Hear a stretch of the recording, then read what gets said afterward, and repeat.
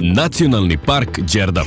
Spoj vremena i prirode na kopnu i vodi, najveći nacionalni park u Srbiji. Najveću i najdužu klisuru probojnicu u Evropi, čudesna gvozdena vrata, zovu i samoniklom botaničkom baštom. Ovde raste 1/4 ukupne flore Srbije, blizu 1100 biljnih vrsta i podvrsta. Ovde živi 170 vrsta ptica, 55 vrsta sisara, oko 50 vrsta riba, 23 vrste vodozemaca i gmizavaca. Kako stići? Magistralnim ili regionalnim putevima, Dunavom, biciklom, Eurovelom 6 ili pešice.